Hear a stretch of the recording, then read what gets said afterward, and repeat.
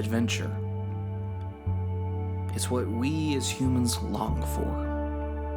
We want it. We crave it. We create these dream scenarios in our head, planning out the next vacation or the country to visit. But sometimes it doesn't go beyond that. Adventure can be something we fear. It can be expensive. It can be dangerous. It can even be lonely. We can think that we will get around to it one day, but it never gets to the point of packing up the bags in the car, let alone pulling out of the driveway. The longing of adventure can stay parked in our minds. Adventure is what we long for, but the idea of adventure sounds more appealing because it has no risk involved, no financial choices to be made, no planning, no approval from the spouse or the parents. It can play out however we want in our heads, risk-free. Thinking maybe one day.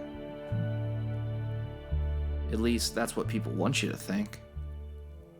But I'm here to offer a second opinion.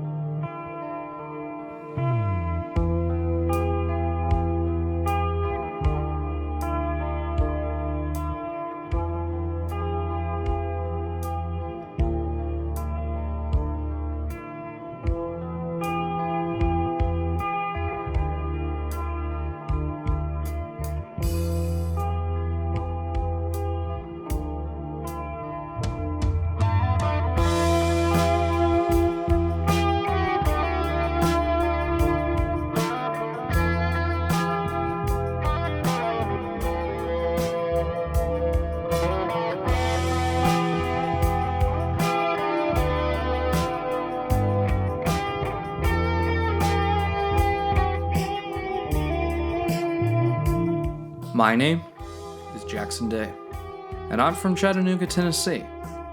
It's a city that borders the North Georgia area, which is where I'm technically from. But I'll just say the greater Chattanooga area to keep it easy for you. Now recently, I graduated from college in a small town north of me in Cleveland, Tennessee, called Lee University. It's pretty much all I've ever known. Chattanooga. So for 23 years of my life, this has been the only place I've known to call home. I initially went to Lee University to pursue a degree in film. But for reasons I can't explain to this day, I changed my major to political science. While I did eventually graduate from college, despite all the efforts it took, I felt switching majors was a mistake, something I regret after and before the fact, wishing I had stuck with my original major. Granted, that doesn't mean I've never made a film before. You see, in high school, I made cult classics such as Sharp Fellas, a heist film where the main cast comprised of used office supplies.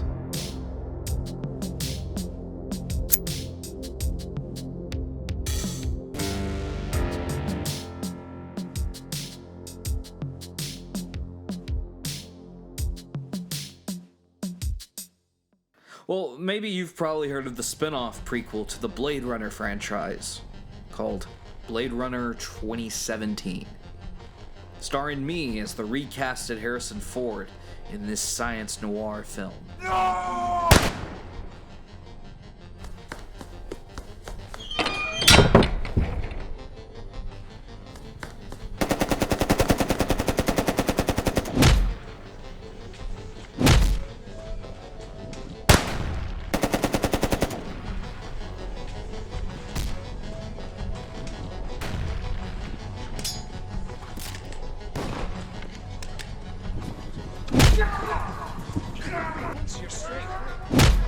Bit of a downgrade, huh? No? Haven't heard of it? Maybe you've heard of my college film where I really hit my stride, Cabin Fever.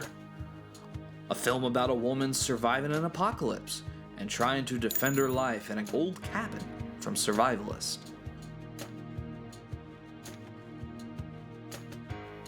You're probably thinking, that one had potential, right?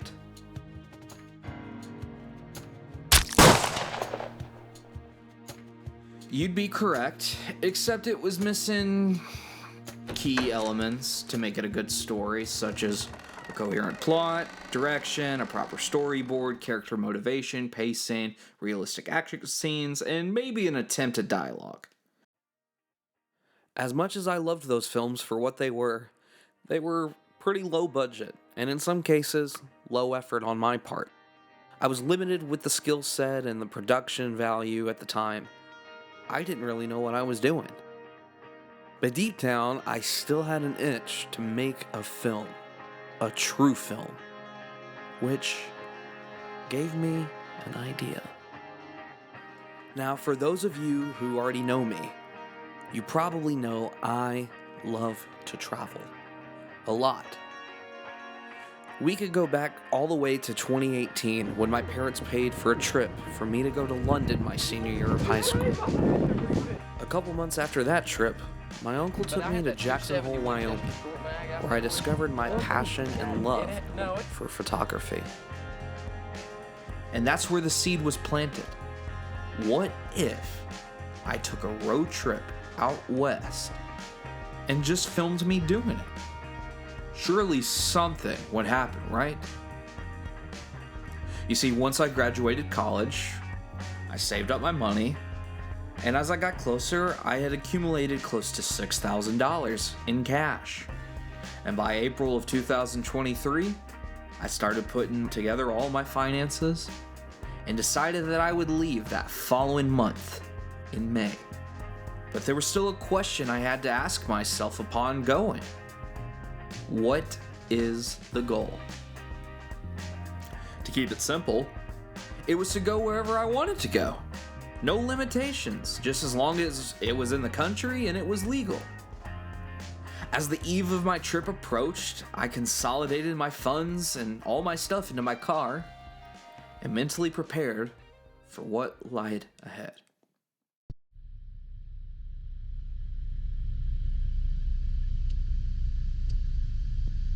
Alright, hit the garage door for me.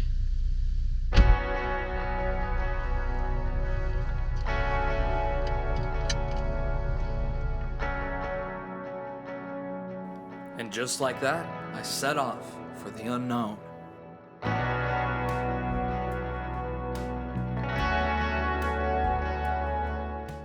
So we are heading off to our first spot. Gotta get some gas first real quick, fill up, make sure everything's working on the credit card and all that stuff. And yeah.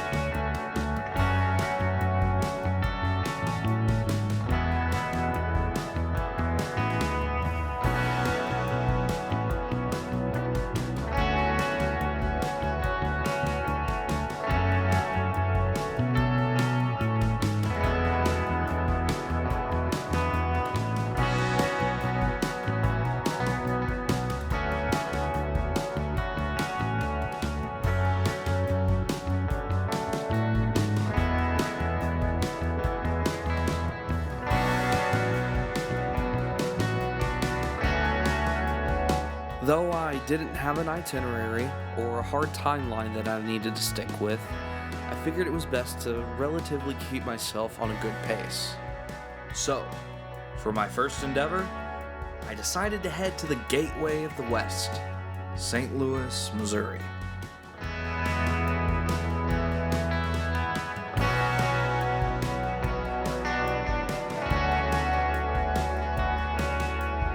Knowing I'd only be going there for the Gateway Arch, I assumed one full day would be adequate for what I was trying to accomplish. However, I faced a problem in regards to this behemoth of man-made architecture. It was tall, like really tall, 630 feet tall to be exact. But that would be tomorrow's problem, as tonight I focused solely on just admiring the arch, walking around, and even took some cool pictures of myself in front of it doing a night exposure.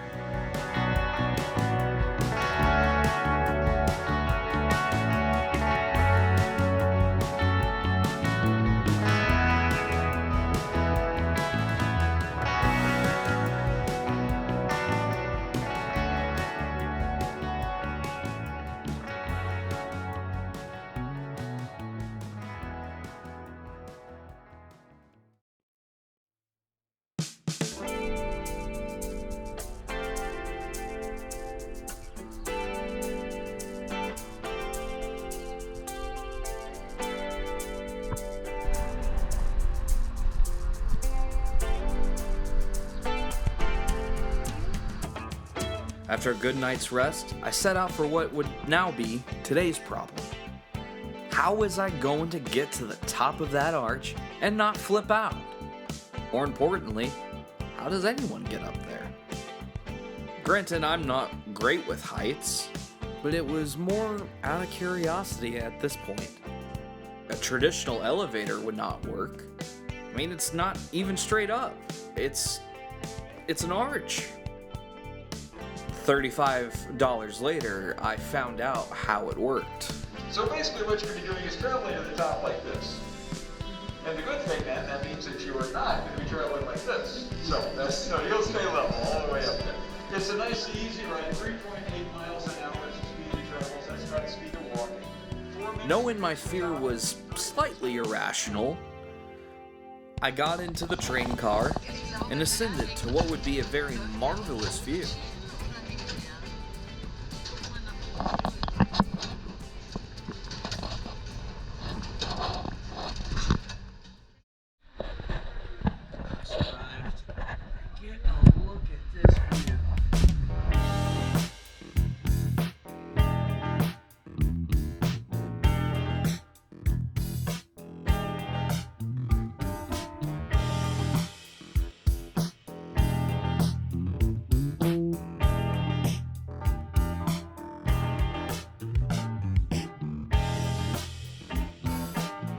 Blown away by this remarkable achievement mankind has accomplished, I wanted to stay up there for hours.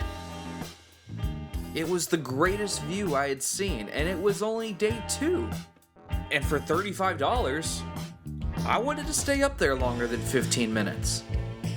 What was interesting, of course, was feeling the sway of the arch, knowing it moved at least a foot in one direction or the other. Pretty cool. After doing some exploring around the museum below, I figured it was best to continue on with my next journey, South Dakota.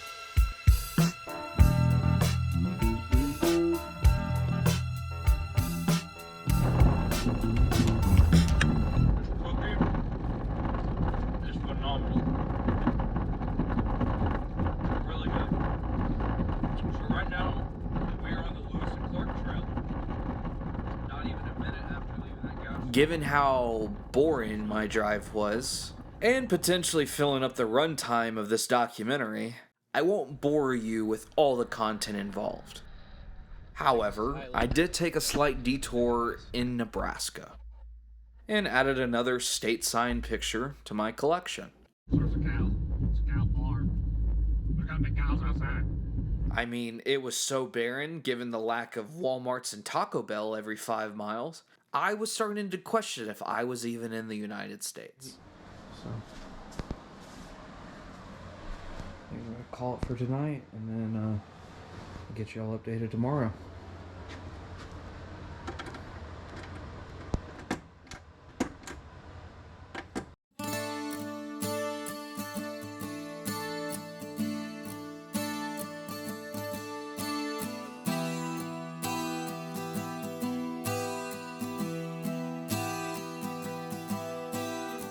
We are at the Corn Palace, ladies and gentlemen. It's gonna come up on our right here. We're seeing it.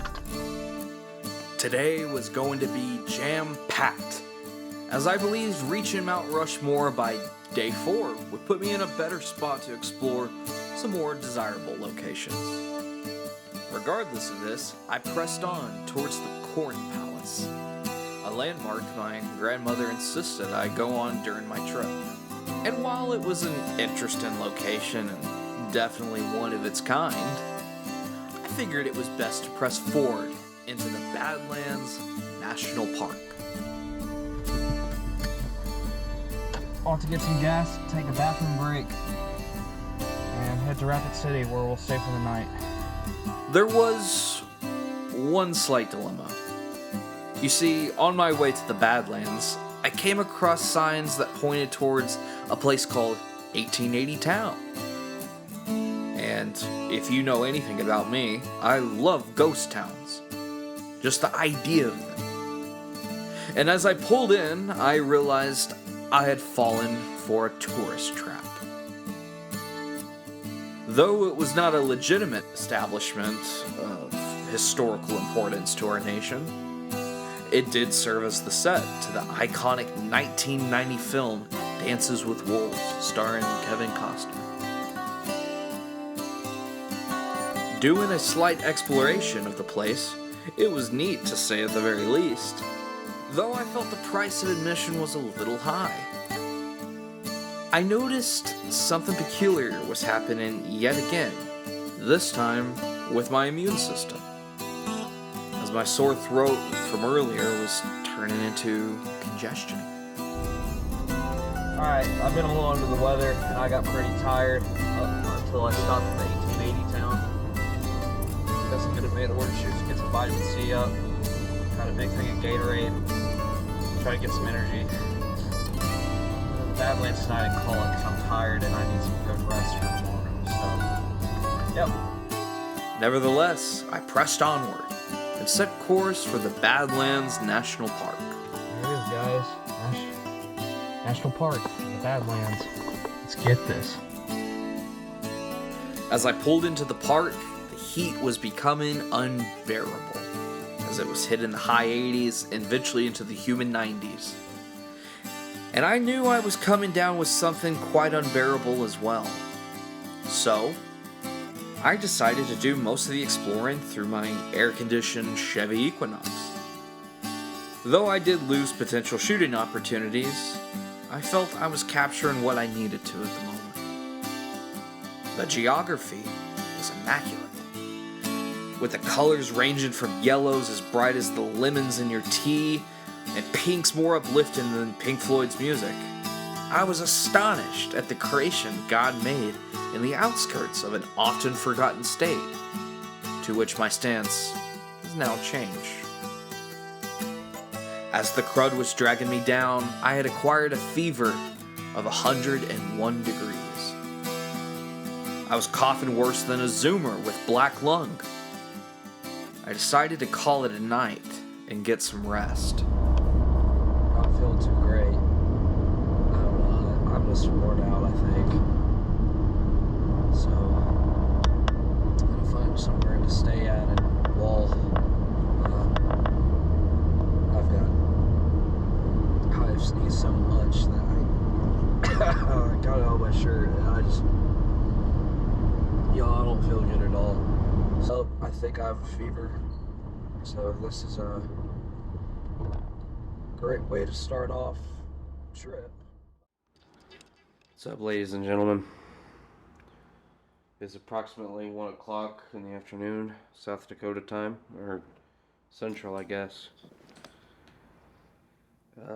Between throwing up on the dot almost every hour, to the cold chills or the flickering fevers, I knew that I would have to spend another day at the hotel.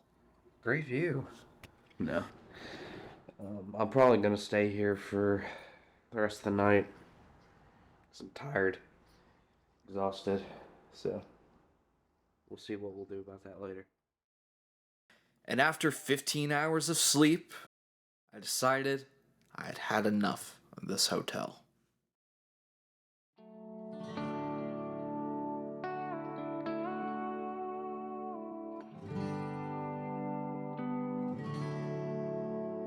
George Washington, Thomas Jefferson, Theodore Roosevelt, and Abraham Lincoln. These 4 presidents encompass the spirit of America. George Washington, the formation. Thomas Jefferson, its expansion. Theodore Roosevelt, its preservation. And Abraham Lincoln, its reunification. These 4 symbolize what it means to lead America in times of crisis, peace, expansion, and destiny. Completed in 1941, Mount Rushmore stands in awe to over 2 million visitors every year, with each head standing close to 60 feet tall each. It's no wonder as to why it impresses everyone, even hundreds of yards away. Yet somehow, these are not the biggest heads in the world. In fact, just 17 miles away was the Crazy Horse Memorial that holds the mantle of the largest mountain carving in the world.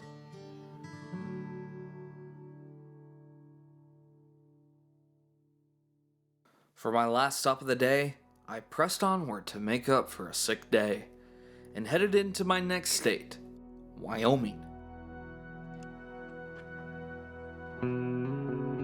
Used as the spectacle set piece for Steven Spielberg's film Close Encounters of the Third Kind, Devil's Tower raises the eyes of many as to how this behemoth of a rock came to formation.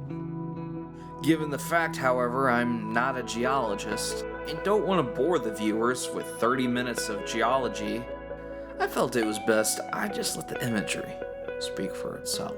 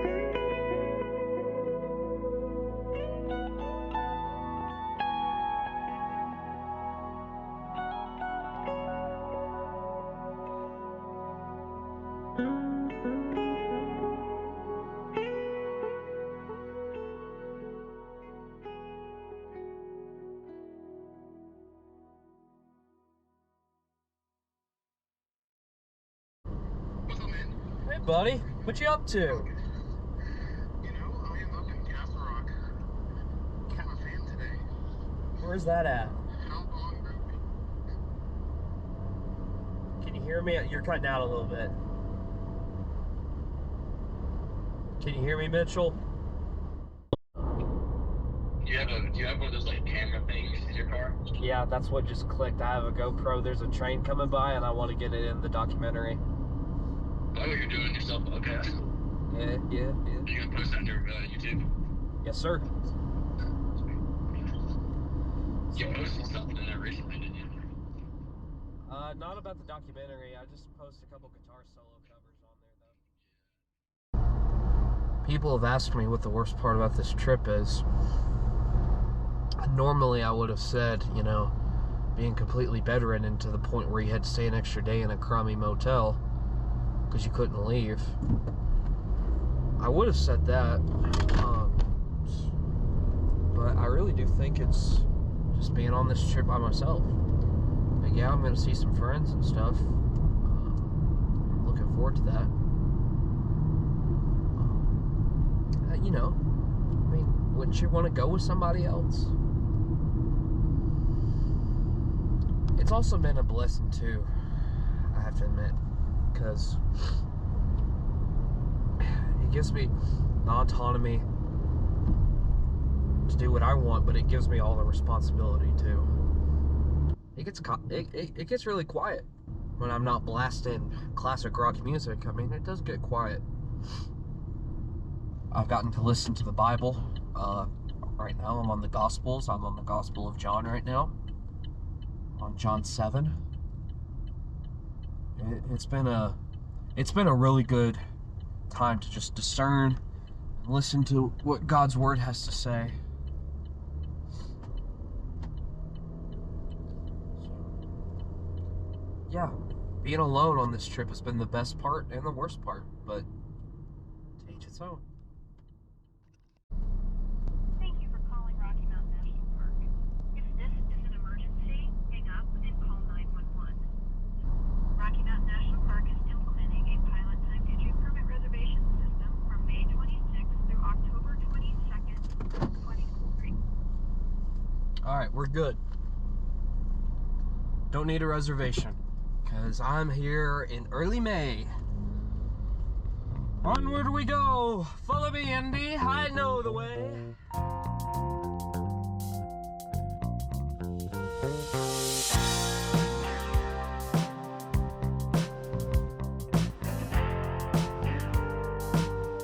With the course set for Estes Park, I started the day off terribly, with a double quarter pounder with cheese.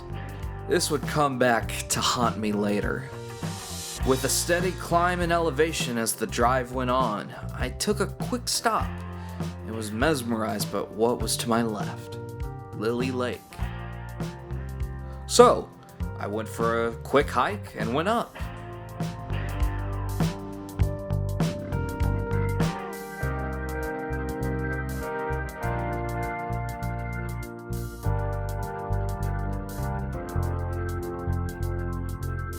And as I was heading down from the lake after getting off the phone with my Meemaw, something quite peculiar happened. A hotel appeared before my eyes at the bottom of the valley. But not just any ordinary hotel. Yo, check this out! It's the Stanley Hotel. This is the location that The Shining was based off of. This hotel accrued a growing folklore of guests supposedly seeing people in their room, or even hearing voices with no one to appear. Knowing the risk of going into a supernatural lodging of this reputation, I did what any stupid American would do. I went inside. Oh, you're good, man. Despite only the limited television series being filmed here, and not the iconic Stanley Kubrick film, I still felt on edge, just standing in the main lobby, as I felt unease in the air. Since I didn't believe in any of that superstition, I decided it'd be best to leave and burn off the terrible diet I had today. So I went for a hike up in the Rocky Mountain National Park. I was simply trying to go for a hike that I thought would be adequate enough to not do anything else active today, and hopefully burn off some calories. This, however, proved to be quite difficult at the time, seeing as I was 35 pounds overweight at the time of this being filmed. I had a poor diet that day, and let's be honest, most of this trip, and doing no prior training for this trip in altitude left me weak. I decided today was not my day. Beautiful view. Unfortunately, I'm not gonna hike the whole way through because it's a pain and I'm tired, so I'm gonna call it. I would say people have like a very European lifestyle here. Part of that just comes from having money, and they get up and they go to brunch, and then they go to the park. Dude, that was the first time I've had brunch in forever. Yeah, I know. It's like such a luxurious thing to do. You know what I mean? To just like. The next day, I caught up with Max, who was someone I knew at Lee. Having lived in a van in Boulder while I was in town, we reconnected, and he became my tour guide for the day. We headed to a location nearly 20 minutes away from Boulder, a waterfall called Boulder Falls.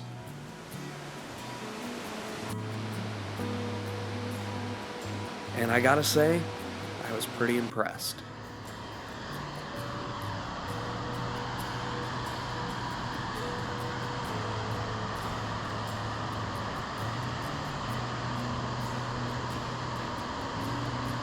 This is so cool.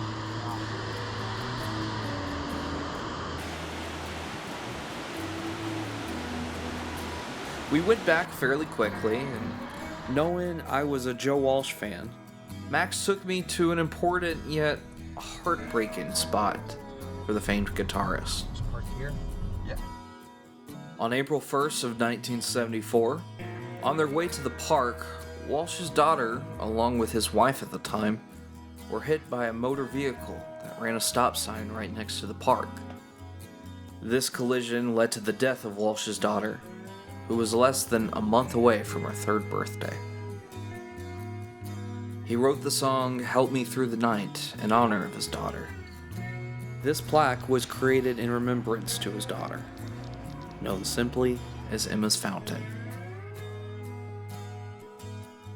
Leaving Boulder in the rearview mirror, I pressed onward to stay the night at my friend Mitchell's house in Colorado Springs, with the intention of hitting up Garden of the Gods the next morning.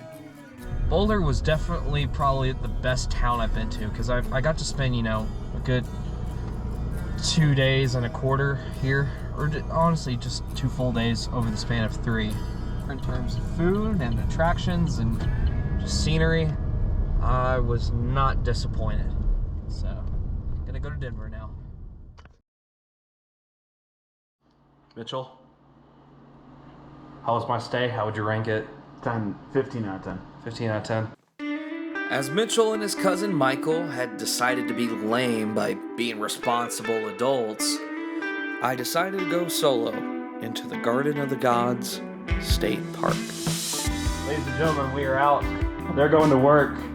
I'm not going to go past this apartment for privacy reasons and don't want stalkers on YouTube showing up when these two get famous. So, it's been a pleasure, boys.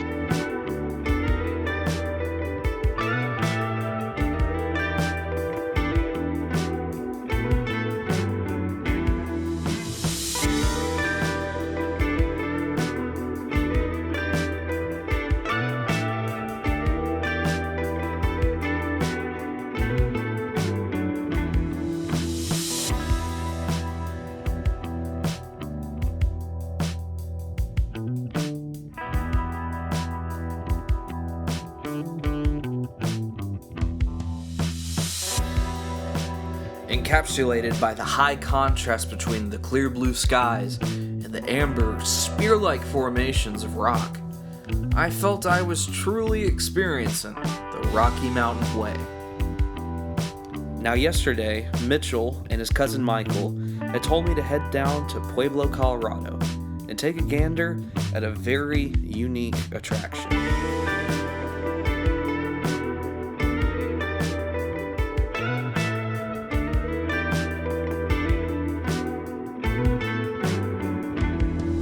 Supposedly, the rumor is, or how the story goes, this guy just built this castle all by himself, dedicated his whole life to it. We're gonna go check it out. It's right there.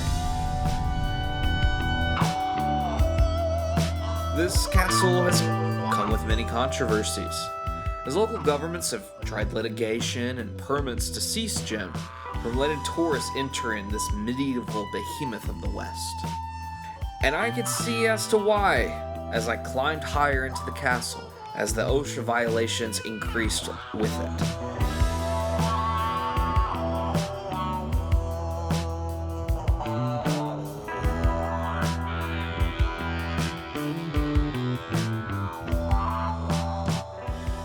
Seeing as I didn't want to die, I stayed on the main floor of the castle, where the colorful arrays of stained glass caught the attention of my eye.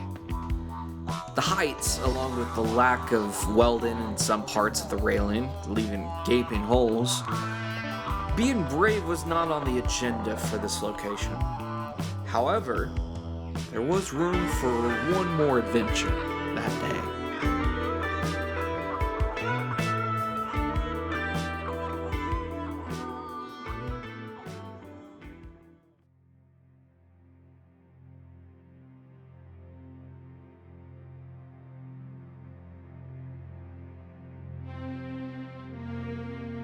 Built in 1888, this residence served as the filming location to the opening scene of the third Indiana Jones film, The Last Crusade, which is personally my favorite one. Given the famed archaeologist is regarded as my favorite film character of all time, admiring all the memorabilia and the news articles about the film just felt second nature to me. It felt unreal that I was even here, in Dr. Jones's childhood home. There was still an itch that I was trying to scratch. Now, I had brought my own leather jacket on this trip, and there was a fedora and whip just giving me puppy dog eyes. I knew I would regret not taking a photo here in case this was my only chance of coming here. Pleased with my results, I settled inside and did the only thing you could do staying at this home: watch Indiana Jones and the Last Crusade. Snakes. Why'd it have to be snakes?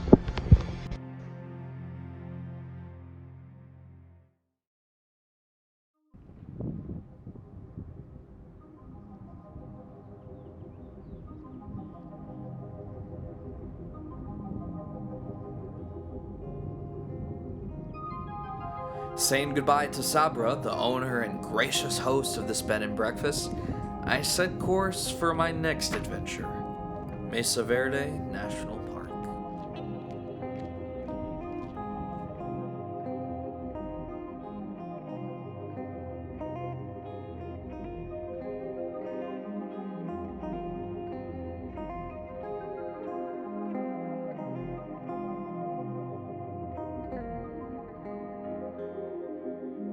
In 1889, a farm rancher named Richard Wetherill, along with his 4 younger brothers, stumbled upon this lost world, attempting to find their stray cattle. Believed to be settlements for the Pueblo Indians over 700 years ago, Wetherill discovered over 600 mountain dwellings like this, with over 5,000 structures in total.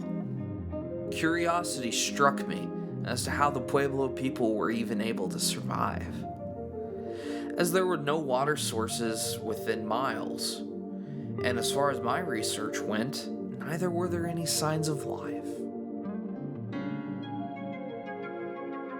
On June 29th of 1906, to protect the land from site robbers and destruction of these ancient sites, Congress passed a law signed by America's coolest president, Theodore Roosevelt, to create not just a new national park, but to preserve the legacy of the Pueblo people, thus Mesa Verde National Park. Leaving Colorado behind, I headed towards my next state on the itinerary, Utah, and was met with some gorgeous sunsets along the way.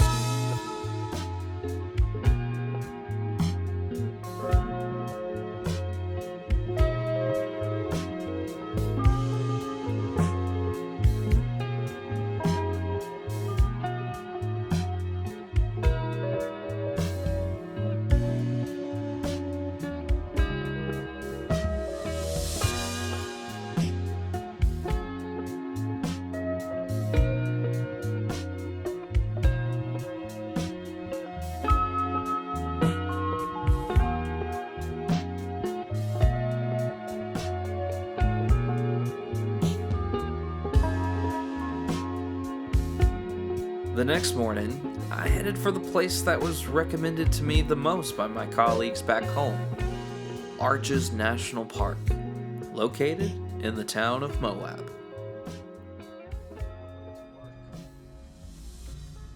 I have code clearance. Hey there.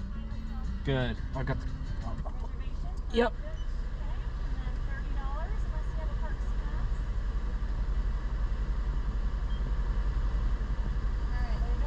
Awesome. Appreciate it. That was easy. My friend Max told me that 2 to 3 days at the Arches would be enough time to fully capture all the sights and wonders of the Entrada sandstone, the type of rock known for its vibrant blend of auburn and amber colors. So I prepped a hiking bag, and I set course for the famous spot in the park, delicate arch. I don't like sand. It's coarse, rough, and irritating. And it gets everywhere.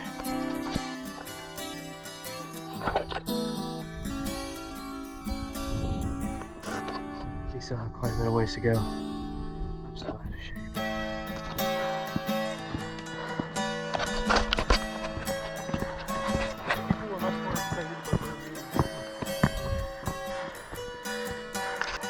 Sucks. This is good for me, right? It is good. Sucks though.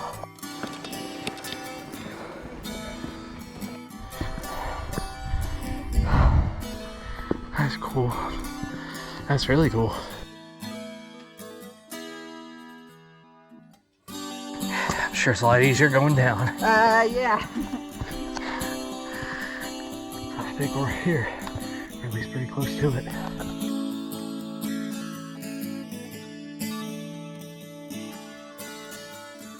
Worth the hike, in my opinion. However, the more difficult task awaited me the next day.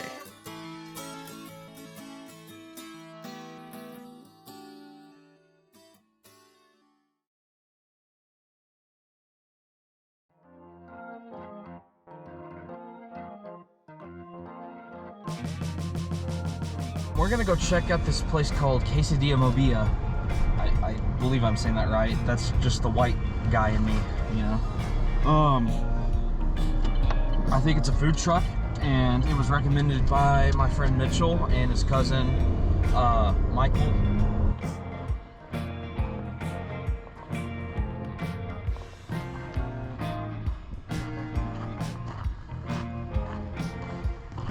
So many options.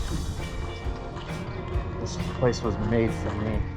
I couldn't go out on an empty stomach, so I grabbed a quick bite to eat at a local food truck park and grabbed a couple glizzies with mustard and a Coca-Cola.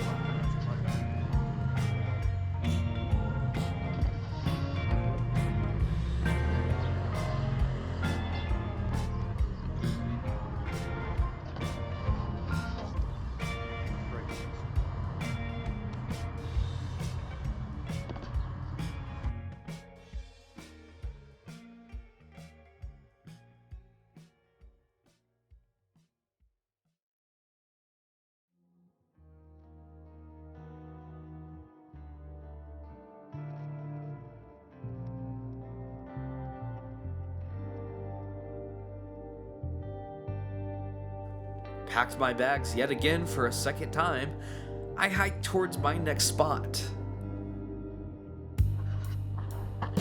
Getting a little hot. Getting sunburnt. Mom's gonna kill me when she sees this. But at least I'm wearing a hat. I definitely need sunburn, so it's great.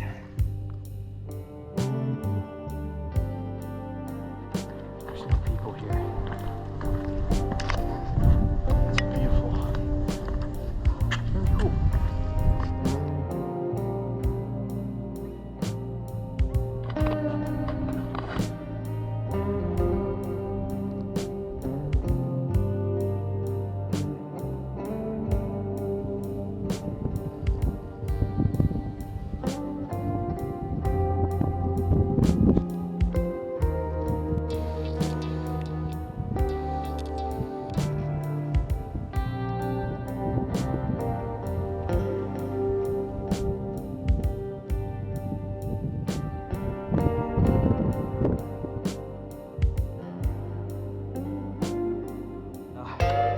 I got a little lost. Out there is the campground. Some older ladies offered me a ride back, which was just a 2-minute drive, but I had to be stubborn.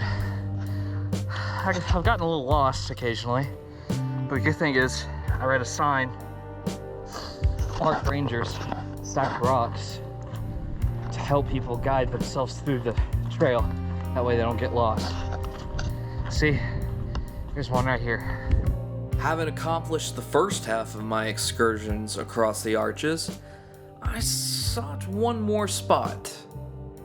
Double Arch, which was another spot used in the third Indiana Jones film. Double Arch. doesn't say 9 miles. There's a point. Decimal point. 0.9 miles. Further along in my hike, the drop-off in elevation to my left and my right began to plummet. Make sure I don't fall, die.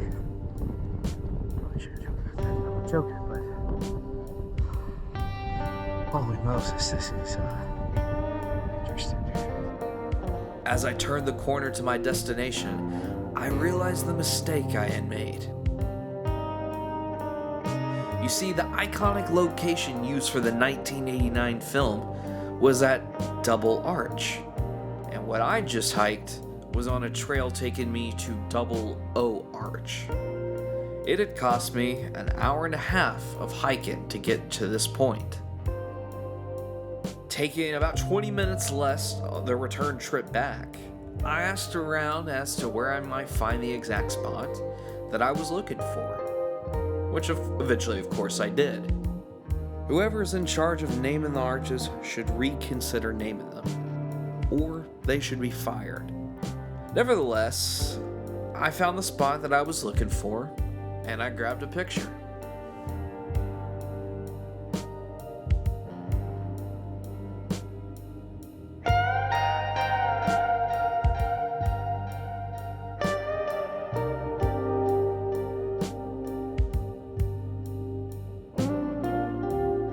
What up, guys? I'm exhausted. Legs are killing me. And I've got some bite on my leg that's been hurting all day.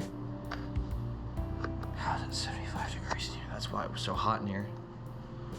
We're gonna pack up real quick and hit the road.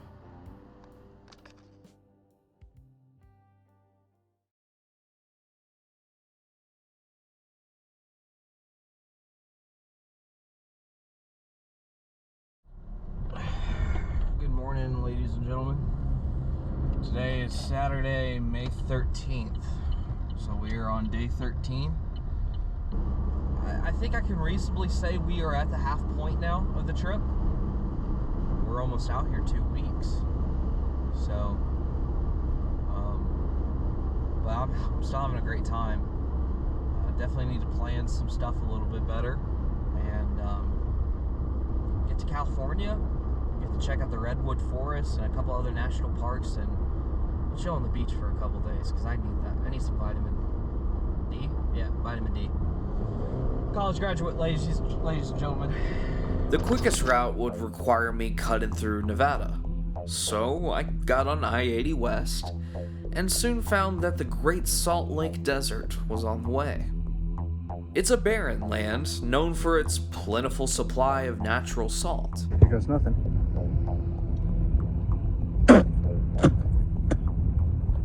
It's salt. While this federally owned land allows people to drive on the desert, I wasn't brave enough to drive my car on the flats.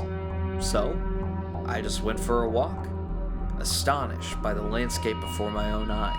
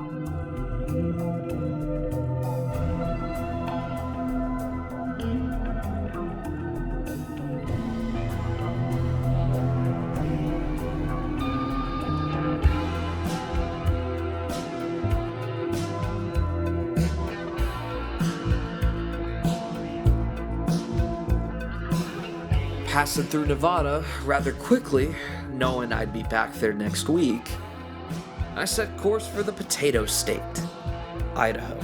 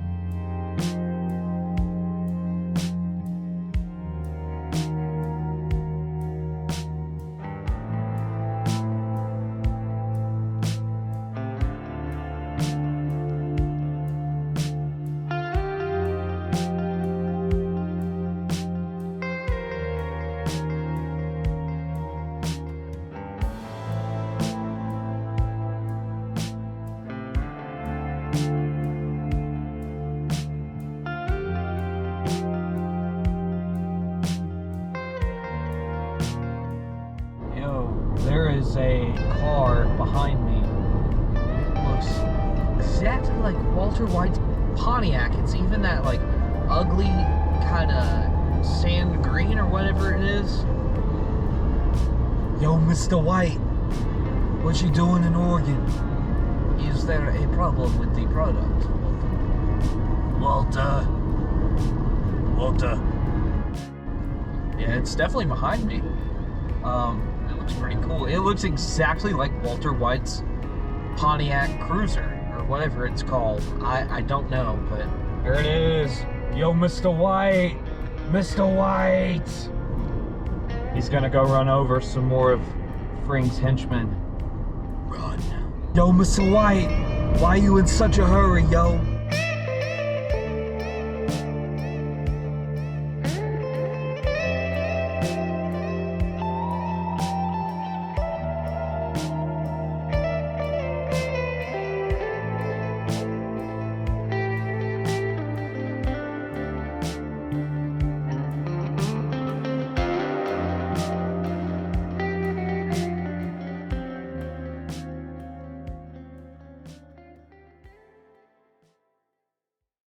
Today has been weird. I don't know.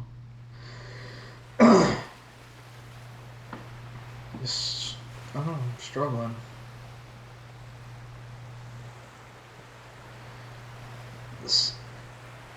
I think I honestly, like, yes, this half of the trip, like the first half, has been great, but something's just missing. And I can't quite figure it out. I just wish I could enjoy this trip with somebody. I don't know what I want to do with my life. I don't know if I want to move out of the Chattanooga area or if I want to stay there. Definitely the worst part of this trip, and I wouldn't even say it's the best thing anymore, is being alone.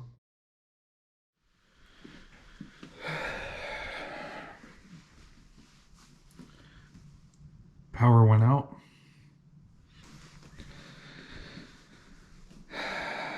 Great.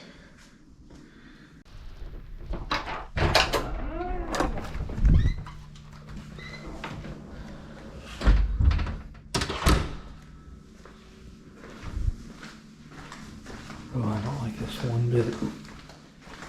This is how horror movies start.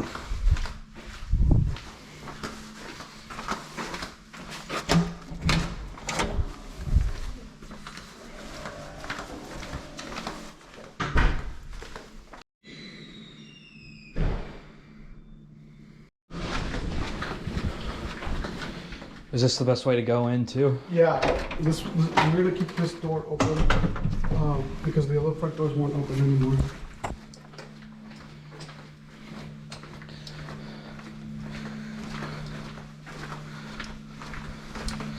Of all the times to travel, this is the one night. Sometimes you get lucky. I don't know, it's making for an interesting vacation, I must say. Yeah. Thank you. You're welcome. I'll be back in just a sec. Yo, this is completely scary.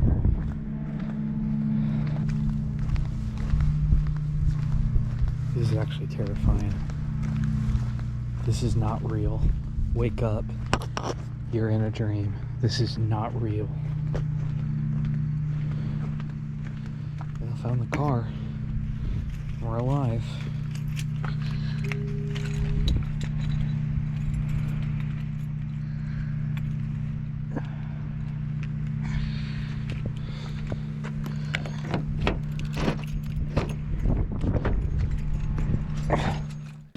Making the most of the eerie night with the guitar, and with the power having no intention of coming back on, I called it early that night.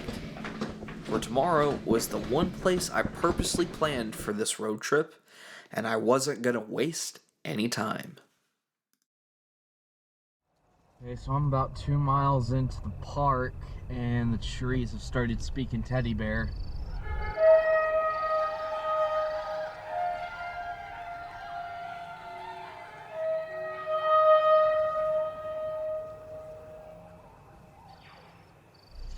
So we're gonna take, we are at the Hyuchi Visitor Center. And we are gonna cut down all the way to South Fork Road. And we're gonna check out the trail. So, let's get to it. Though it is not the only park to encounter these enormous redwood trees, it does hold close to 10,000 acres of land preserved by the federal and state government. So this is Jedediah State Park in California. And this is where they filmed Return of the Jedi. Driving around the park took me to a galaxy far, far away.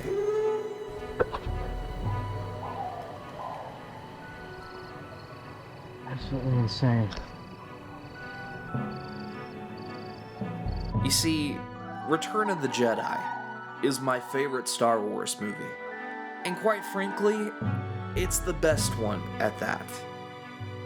I had to see the backdrop to the forest moon of Endor with my own eyes. At the time of this being filmed, Return of the Jedi was celebrating its 40th anniversary. And to celebrate, the park was hosting a screening of the film in the actual park. A shame I wasn't going to be there on the 25th of May, otherwise I would have been there. Regardless, I took advantage of the moment. I brought a recognizable prop with me to relive some moments from the classic 1983 film.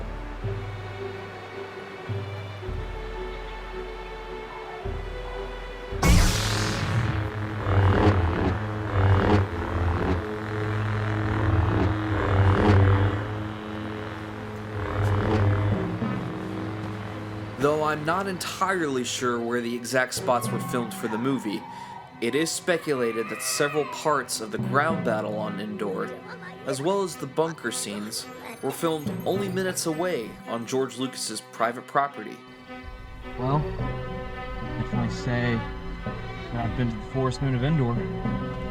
If not the greatest, the second greatest national park I've been to. I just love it here.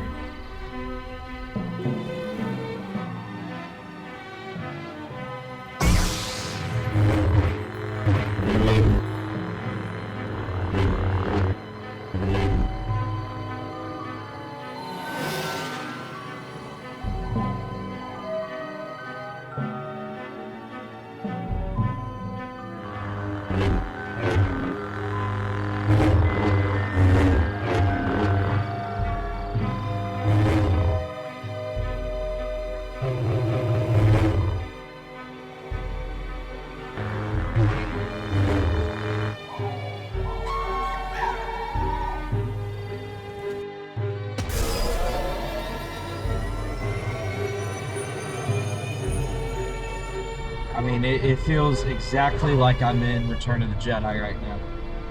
Oh, look at Ewok. Hello there. Pretty neat, huh? I gotta say, it's a lot cooler in person.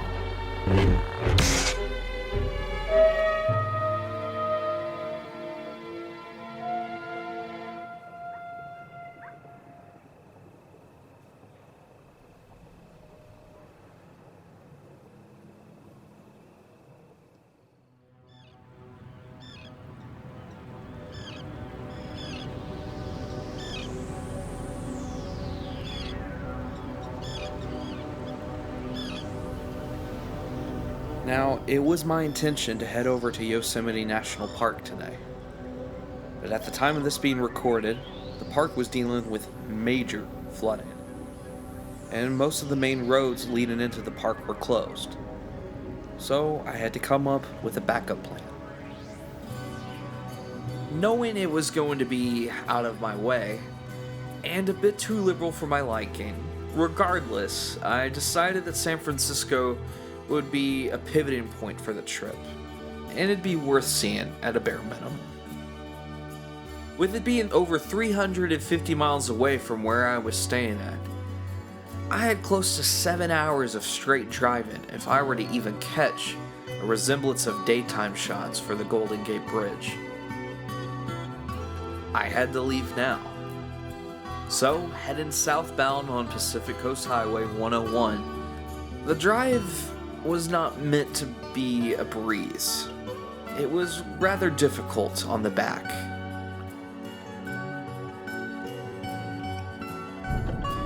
Eureka's pretty crowded and a little claustrophobic, I must say. Lots of taco trucks and fast food, and it's making me hungry, so I need to find somewhere to eat.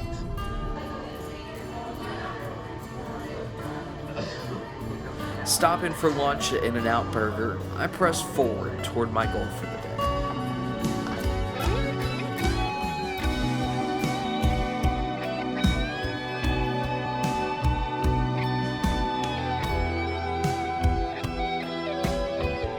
As I was seeing tunnel vision, I also saw light at the end of the tunnel, and the Golden Gate Bridge.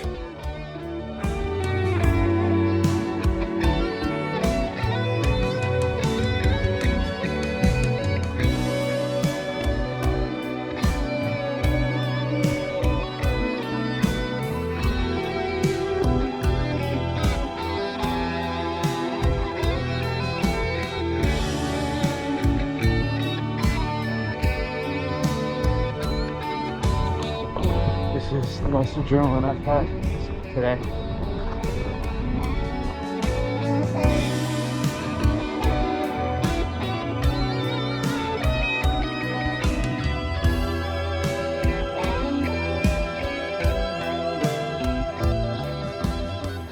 Amazed by yet another astonishing view, I posed for long exposure pictures and was very pleased with the vibrant reds and purples that I was getting in the backdrop.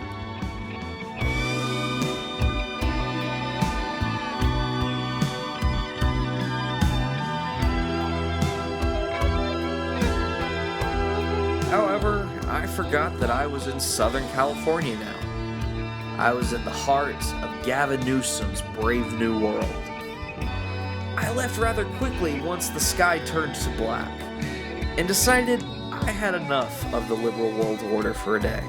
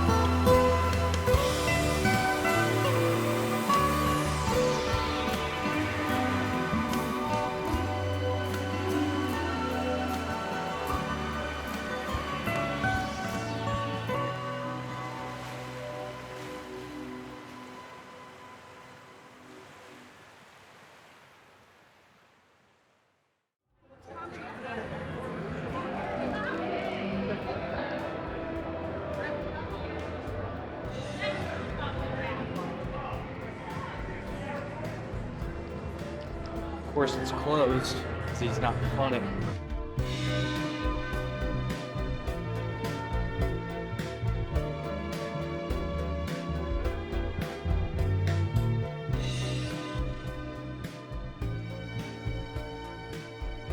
Las Vegas, the city of sin. You'll never find a more wretched hive of scum and villainy. I must be cautious. Given the fact that I am not a gambling man, and had no money to even consider it, I found the town very unappealing to me. While I treated myself to a buffet at the Bellagio, there wasn't anything that interesting to me outside of seeing the bright lights. Given it was 106 degrees at one point during the day, I went back to my hotel room, which was a nice change of pace. You're probably asking yourself as to why I don't gamble. Well, rewinding all the way back to 2018 on my trip to London, I hit the jackpot. Oh yeah, it costs 50 to do it and you only have 20 in there. You won 100 pounds? I just won 100 pounds! No. Wait, did I? Wait. There's no way.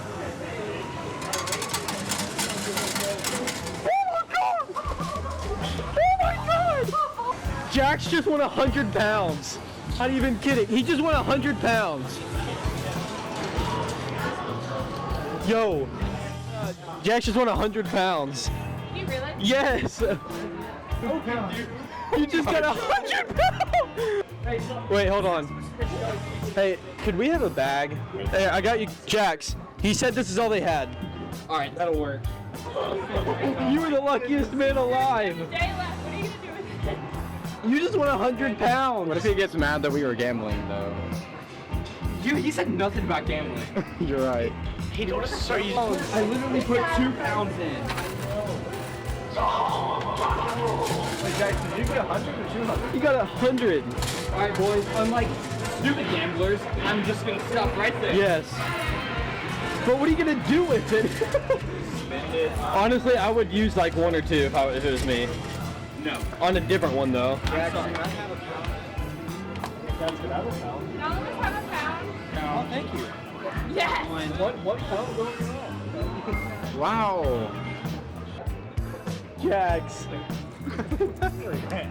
Dude, that is. I got that all on video too. That's so lucky.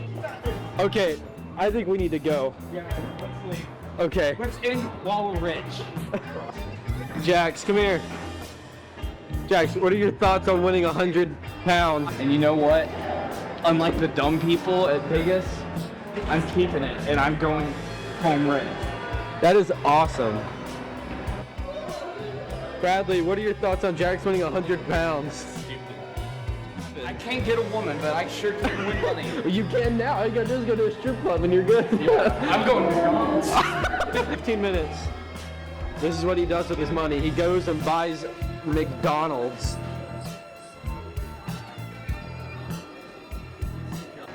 Oh my. That was a rush. So yeah, that's why I don't gamble. Because there's no way you can top that sheer amount of luck.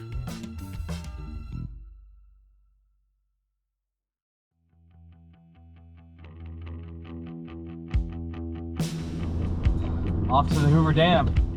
See you later, Vegas.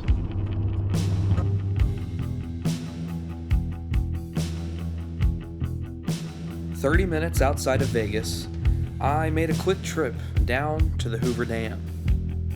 As I was now entering federal property, this next interaction turned pretty awkward for me. Hey man, how's it going? I do have a firearm in my car that I carry. Do I need to turn around? No, I was drunk.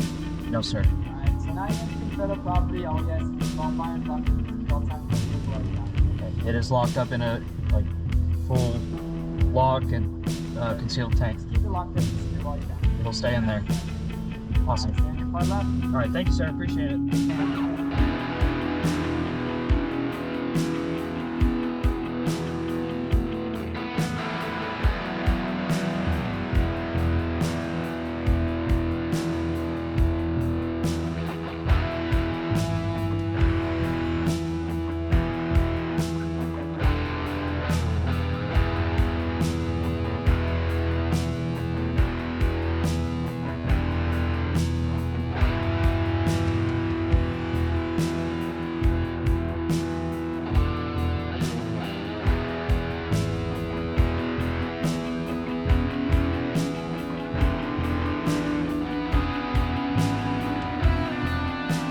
After gathering another state line picture, I headed down and across the dam to Arizona. Now you're probably thinking, finally, this is the moment where I go to the Grand Canyon. Well, you'd be sadly mistaken. You see, by this point of the trip, I was down to a measly $1,700, and I had no more paychecks to rely on from work. I had to make this last not only to get home, but I needed a little bit of money to float me until I figured out a job situation back home. However, it was not all doom and gloom. As I found out rather quickly, I was driving parallel to one of the most iconic roads in the entire world. Also known as the Mother Road, Route 66 was the equivalent of the Nile River to its source of livelihood it gave to these states. After catching up a bit with Tow Mater, Sheriff, Luigi, and Fillmore, who is my favorite character in Cars, I got back on the main road and turned the cameras off for a bit.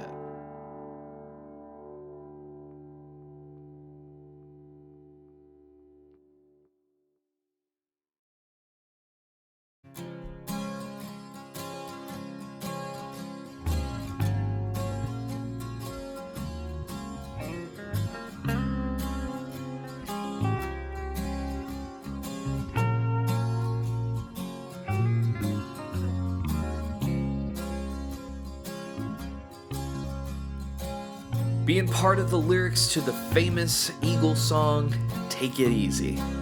Known to be the Eagles frontman Glenn Frey's most iconic song with the rock and roll band, it was, however, originally written by famed singer-songwriter Jaxen Brown, who lived below Frey in an apartment in Southern California back in the early 1970s. While Jaxen Brown wrote the majority of this song, including the melody, chord structure, and most of the lyrics, it was Frey who finished up the lyrics to the second verse. Brown, writing about standing on a corner in Winslow, Arizona, the tune landed Winslow on the maps, as there are now at least 2 stores dedicated to just Eagles memorabilia and apparel. Though the original lineup with Don Henley, Glenn Frey, Bernie Ledden, Randy Meisner, and the later yet important addition of Don Felder was short-lived, it produced some of the most iconic songs that it captured the American spirit. Their compilation album, titled Greatest Hits 1971 through 1975, elevated the band to sell the highest grossing album of the 20th century, certified platinum over 38 times, and if you don't know what that means they sold 38 million physical copies just in the US for that album.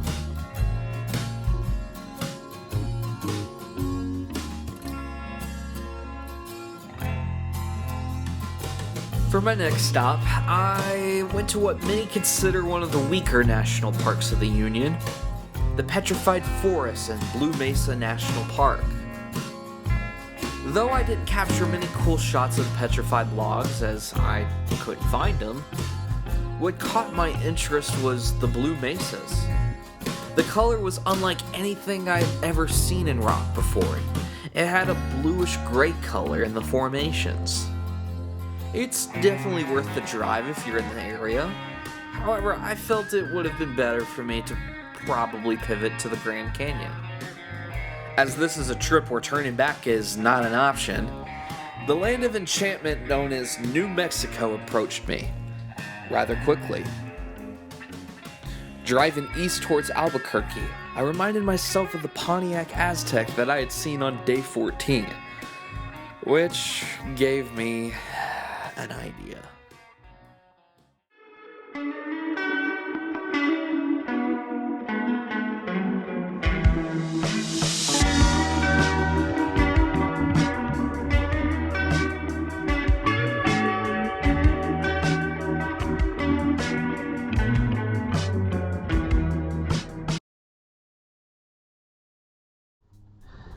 Anyways, we're gonna go find some Breaking Bad locations real quick. Man, it's dangerous out here.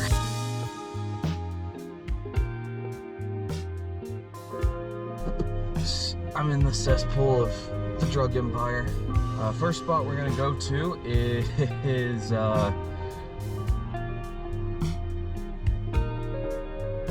let's go here.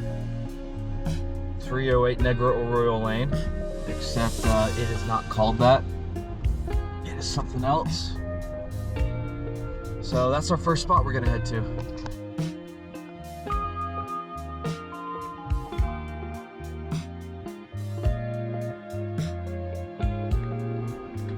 That's it, guys. That's the house. That's what they use for the outside. Pretty cool. Yeah.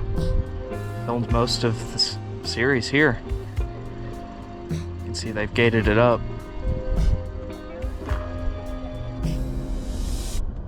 Yep, she's filming me. Hearing all the nightmare stories about her, I decided to leave rather quickly. For my next stop, I went to the famous criminal attorney's old office, Better Call Saul, which has now disappointingly been turned into a mediocre sports bar. Seems fitting if you've watched the shows. So I figured I'd go grab a bite to eat, but not there. I wanted a fine cuisine, and I was in the mood for some of Gustavo Fring's famous fried chicken. I headed over to the famous location for Los Pollos Hermanos, which to my surprise was an actual fully functional restaurant. Serving burritos instead of fried chicken, I was surprised to see that the place was identical to the fictional dining spot. They didn't build a set, it's all there, it's a restaurant. They even kept the logo up from the show.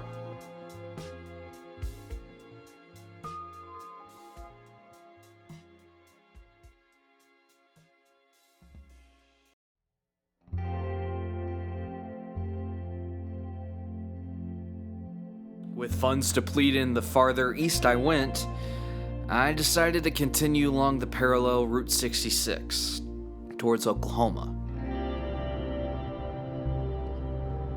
Oh, I need to clean this car.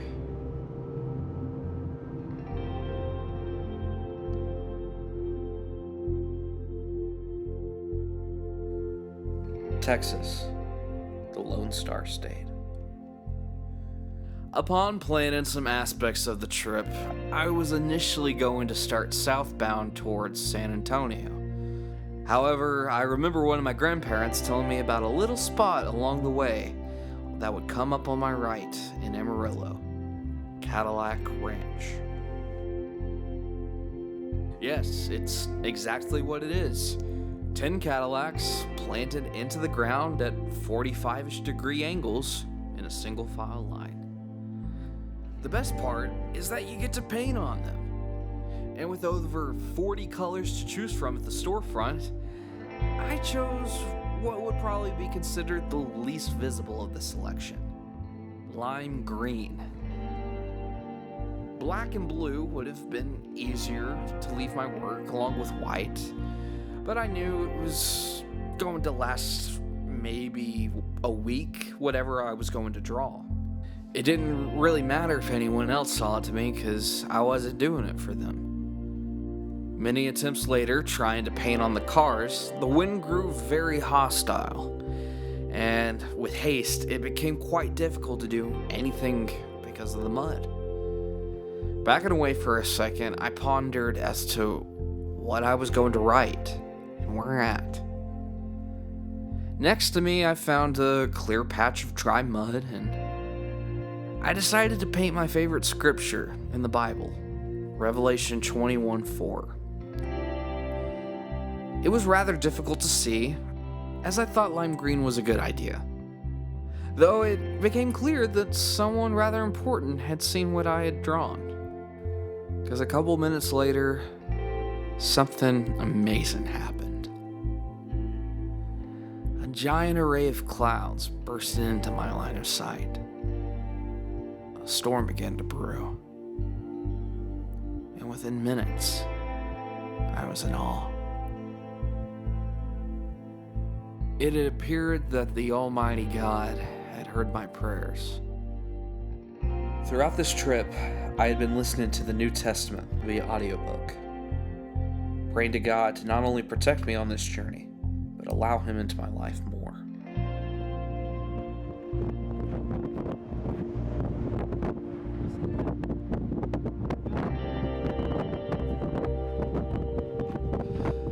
And it seems like He did hear my prayers, and He answered them. Though I didn't think He would go all out like He did. I knew it was impossible for that to just happen. It was something I could never have planned ahead. It was spontaneous. It was almost a coincidence, but it felt intentional. It was a personal moment between me and God. My Father, my Creator, the one who's protected me during this entirety of the trip from doing something stupid or just giving me the protection and the perseverance. It was exactly what I had hoped for and more, and I didn't deserve it. It was truly the most powerful moment of this entire journey, and I'll never forget it.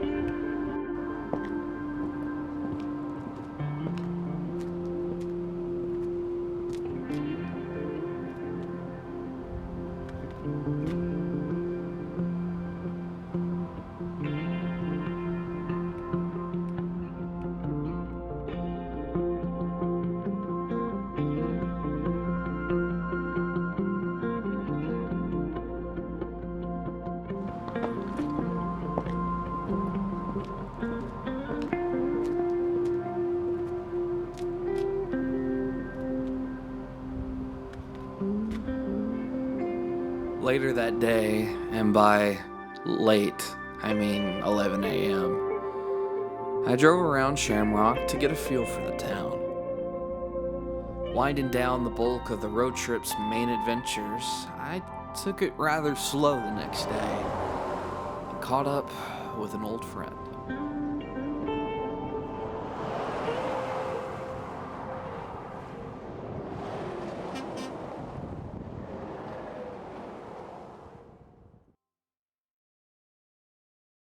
Anyways, welcome to day 23. Hey, we don't need that. We don't need that. Why are you looking at my Yeti cooler? That's a good dog. My buddy Grant's at work right now, and I'm just crashing at his house. Being that friend, the college bum. Anyways, we're gonna go get lunch with him after he gets off work around noon. And then, guess we'll start hitting the road again. Wanna go outside?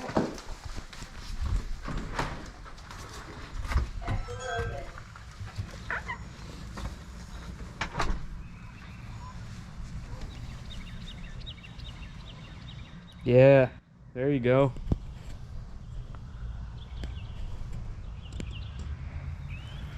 Let's go, Murph.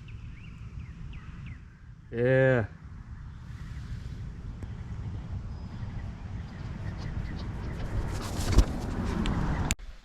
Yeah, so I know Grant from high school. You'll get to see a little bit of him today. I'm watching his dog this morning. What's up, Murphy? He likes to sleep under the chair. And if you're not careful, chew on wires. Just keep your voice down. Everyone can hear you. Sunfield. He's been chilling. He's just been sleeping under that chair for like 3 hours. Yeah, he does that. He likes to be covered up with something. You good boy? I ran over this GoPro when I was in Colorado. I had like a suction cup accessory, put it on the hood. Said it was supposed to, you know, stay on there up to 100 miles per hour speed. Yeah, I ran over it. So. I tell you, there's some beautiful houses here too. Like, Well, how's the Air Force Base? Like, how far away is it from here? it's probably it's about 25 minutes from here. Thankfully, the driving isn't bad. But yeah, it's about 25 minutes. And they're training to fly the C-130s. So they go up and then they land. Usually pretty hard. They usually land pretty hard. So lots of maintenance. Have you been on one? No, no, actually. I mean, I've been in it. Yeah. I've not flown in one yet. Okay. That'll come with time, I'm sure. But Grant, how do you even pronounce this restaurant? El Canaveral. Canaveral. That sounds like a dental operation. Yep. Anyway, I'm gonna give it a solid 7. Right. What would you recommend? That's pretty solid. I mean, I think so. Usually service is like a 10 out of 10. Usually, there I would probably agree 7 out of 10. Yeah, I'd say 7 out of 10 for the whole experience. Food was a solid 8. Service was probably a 6. Price 7. So 7. Yeah. I think it's solid. I think my math was correct there. We're gone. Just thankful I got to see him for a little bit, even if it was short-lived. So hopefully I'll get to do something like this again soon. Let's get out of here. Kudos, Arkansas.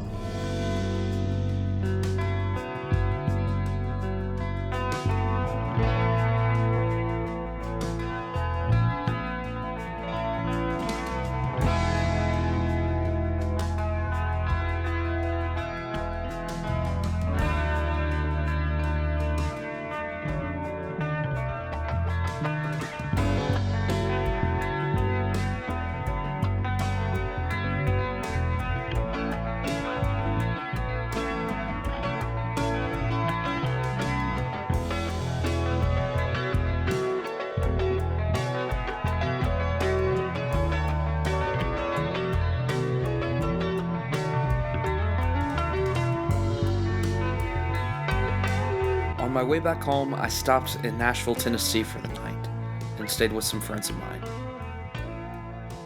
It was a town that was busy. It was a town that never sleeps. Kind of like New York. It was up and coming, and I was starting to wonder if this could be a potential place for me to move. I didn't really know what I wanted to do, but I knew I wanted to be out of Chattanooga. Not because I hated it, but I just wanted to try something new. And Nashville seems like the perfect opportunity.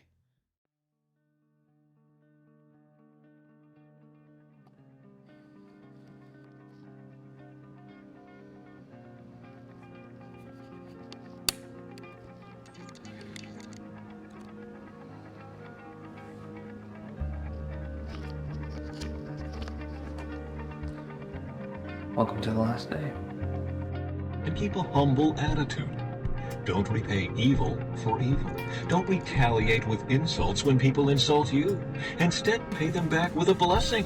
That is what God has called you to do, and He will bless you. 24 days, 8,100 miles. $6,000 later, I was exhausted. But I was also proud of what I was able to accomplish in such short amount of time. Granted, I should have planned a lot more thoroughly. Had I been better with my money, I probably could have stayed out there another month. I didn't honestly think I could do this. By myself, better yet. And somehow I did.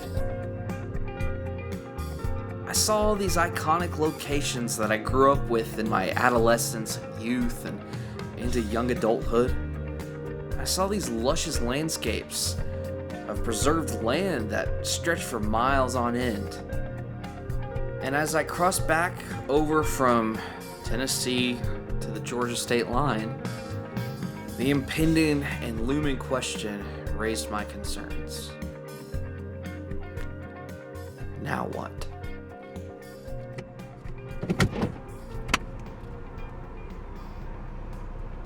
We're home. It's over.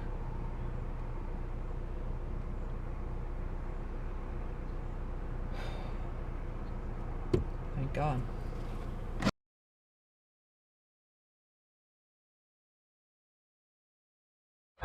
This is crazy that this works still. I left this GoPro here in May when I was in Nashville, so I'll keep it short. I'm back up here doing some work. I might be moving to Tennessee. I'm right on the Kentucky-Tennessee line, so I'm gonna go get a picture. 5 months later, I got Kentucky, even though I went through it in May, but here we are.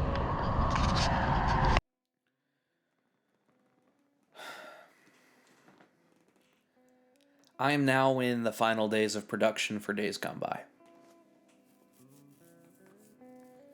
Of course, me being me, I wait to the last minute to figure out the most important part.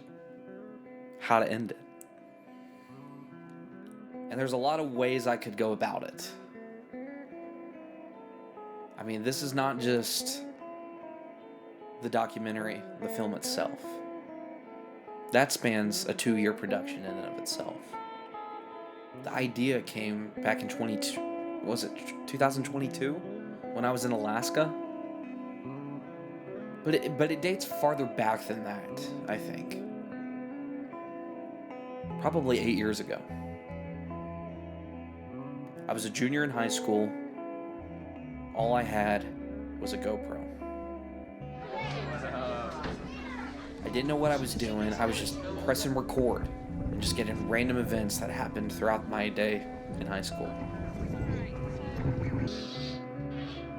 I grew up watching films since I was a little kid. Movies are my coping mechanism, I guess you could say. They are my opium. I love a good story. But I feared I could never do that. It's probably why I switched majors at Lee. I didn't think I could do it.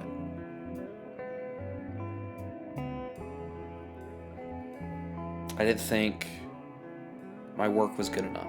And at the time, that stuff definitely wasn't. But you gotta start somewhere.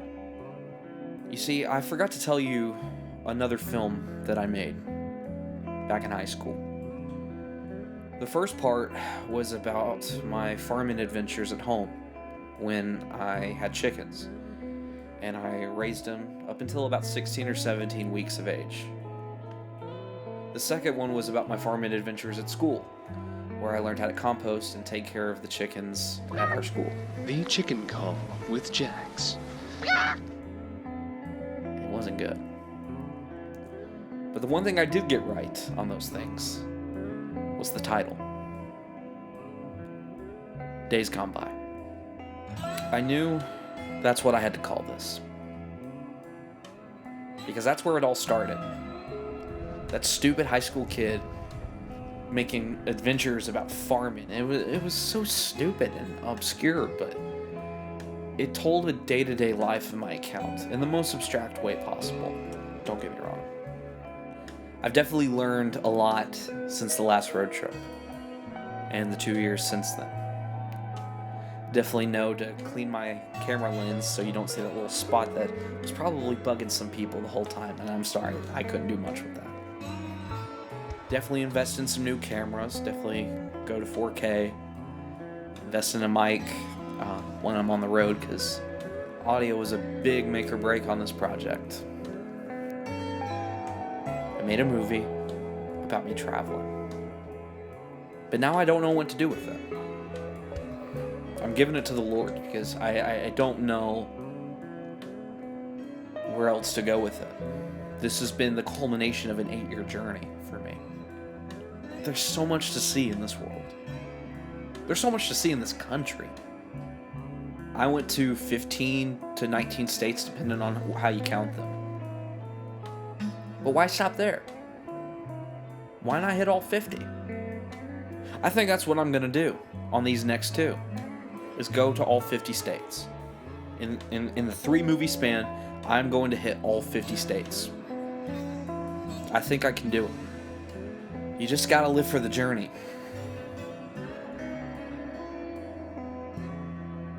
It can be a choice of how you want to navigate life and who you serve in this life. We are the stewards of our own lives and the agents that choose what we want to do with it. So think to yourself as this low-budget coming-of-age film draws to a close, and say to yourself, live for the journey. Thank you so much for watching. Until next time. Oh man, that is a wrap.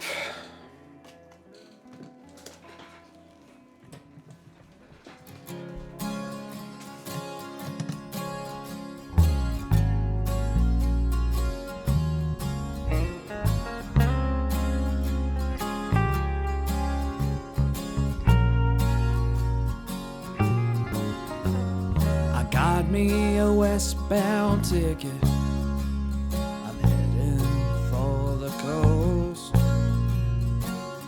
Try to find the good Lord, I suppose.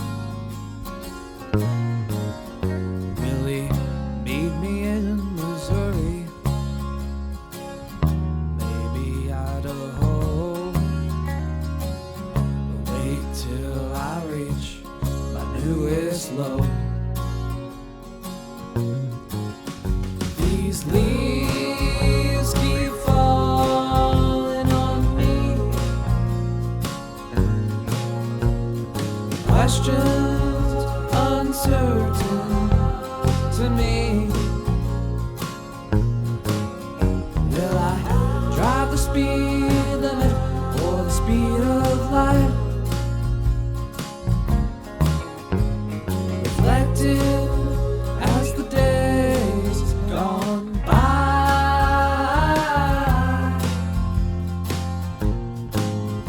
through the valleys of Pueblo, the salt fields in Utah, a man stands and wanders with a southern drawl. Will he find a woman along the way? Buy her roses, make her day. These leaves keep falling on me. Questions uncertain to me. Will I drive the speed limit or the speed of light? Reflecting as the days gone by.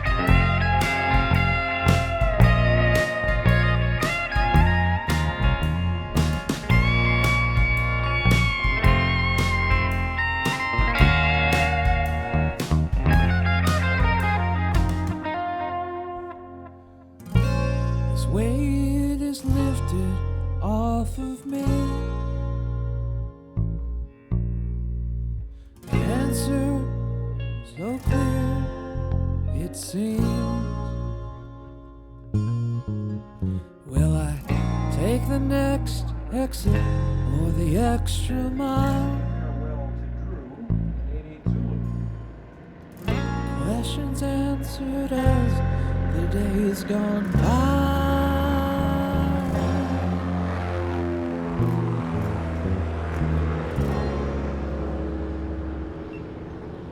And you heard, wintertime is not going to slow these pilots down a bit. Like you heard him say, they want to just keep going.